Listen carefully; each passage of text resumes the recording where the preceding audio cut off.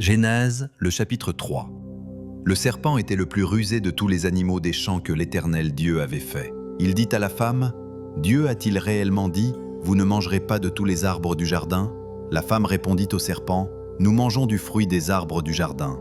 Mais quant au fruit de l'arbre qui est au milieu du jardin, Dieu a dit, vous n'en mangerez point et vous n'y toucherez point, de peur que vous ne mouriez. » Alors le serpent dit à la femme, « Vous ne mourrez point. Mais Dieu sait que, le jour où vous en mangerez, vos yeux s'ouvriront, et que vous serez comme des dieux, connaissant le bien et le mal. »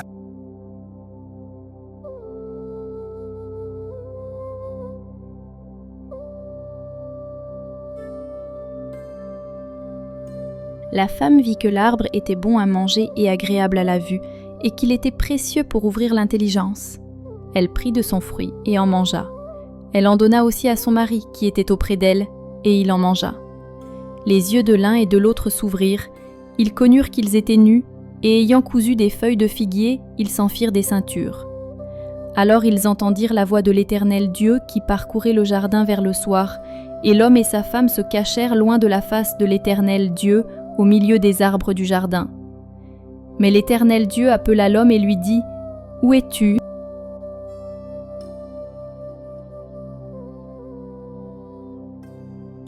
Il répondit, « J'ai entendu ta voix dans le jardin, et j'ai eu peur, parce que je suis nu, et je me suis caché. » Et l'Éternel Dieu dit, « Qui t'a appris que tu es nu? Est-ce que tu as mangé de l'arbre dont je t'avais défendu de manger ?»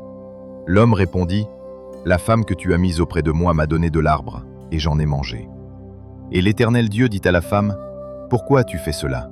La femme répondit, « Le serpent m'a séduite, et j'en ai mangé. » L'Éternel Dieu dit au serpent, « Puisque tu as fait cela, tu seras maudit entre tout le bétail et entre tous les animaux des champs. Tu marcheras sur ton ventre, et tu mangeras de la poussière tous les jours de ta vie. Je mettrai inimitié entre toi et la femme, entre ta postérité et sa postérité. Celle-ci t'écrasera la tête, et tu lui blesseras le talon. » Il dit à la femme, « J'augmenterai la souffrance de tes grossesses. Tu enfanteras avec douleur, et tes désirs se porteront vers ton mari, mais il dominera sur toi. » Il dit à l'homme, « Parce que tu as écouté la voix de ta femme, et que tu as mangé de l'arbre au sujet duquel je t'avais donné cet ordre, tu n'en mangeras point. Le sol sera maudit à cause de toi. C'est à force de peine que tu en tireras ta nourriture tous les jours de ta vie. Il te produira des épines et des ronces, et tu mangeras l'herbe des champs. C'est à la sueur de ton visage que tu mangeras du pain, jusqu'à ce que tu retournes à la terre d'où tu as été pris. Car tu es poussière, et tu retourneras dans la poussière. » Adam donna à sa femme le nom d'Ève, car elle a été la mère de tous les vivants. L'Éternel Dieu fit à Adam et à sa femme des habits de peau, et il les en revêtit. L'Éternel Dieu dit, « Voici, l'homme est devenu comme l'un de nous, pour la connaissance du bien et du mal. Empêchons-le maintenant d'avancer sa main, de prendre aussi de l'arbre de vie, d'en manger et de vivre éternellement. » Et l'Éternel Dieu le chassa du jardin d'Éden pour qu'il cultivât la terre d'où il avait été pris. C'est ainsi qu'il chassa Adam. Et il mit à l'orient du jardin d'Éden les chérubins qui agitent une épée flamboyante pour garder le chemin de l'arbre de vie. Prions ensemble. Seigneur Dieu Tout-Puissant, je viens devant toi avec humilité, reconnaissant la réalité du péché dans ma vie et dans le monde. Comme Adam et Ève, il m'arrive de douter de tes paroles, d'écouter la voix du tentateur et de choisir ma propre voie plutôt que la tienne.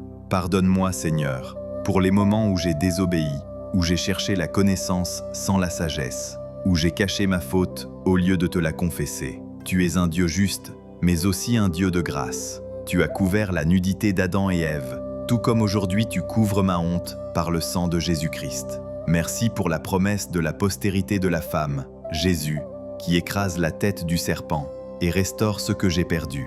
Seigneur, donne-moi un cœur obéissant, un esprit éveillé à ta voix et un amour profond pour ta parole. Aide-moi à fuir le péché, à reconnaître la vérité et à marcher dans l'intimité avec toi, même lorsque je tombe.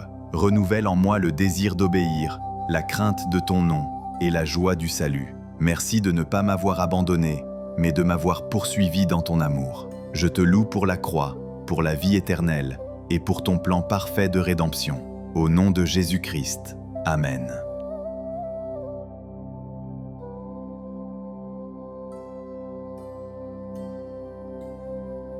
Merci d'avoir écouté la Bible en symphonie. Votre présence et votre écoute sont une bénédiction pour nous. Si cette lecture de la parole de Dieu en version audio vous a touché, abonnez-vous dès maintenant à la chaîne La Bible avec le frère Archange. Aimez cette vidéo pour encourager notre mission. Et surtout, partagez-la avec vos amis, votre famille et votre communauté chrétienne. Ensemble, faisons résonner la voix de la Bible dans chaque foyer, dans chaque cœur. N'oubliez pas d'activer la cloche pour recevoir les prochains chapitres bibliques en symphonie. Que Dieu vous bénisse abondamment. Et à très bientôt pour une nouvelle lecture de la Bible en symphonie.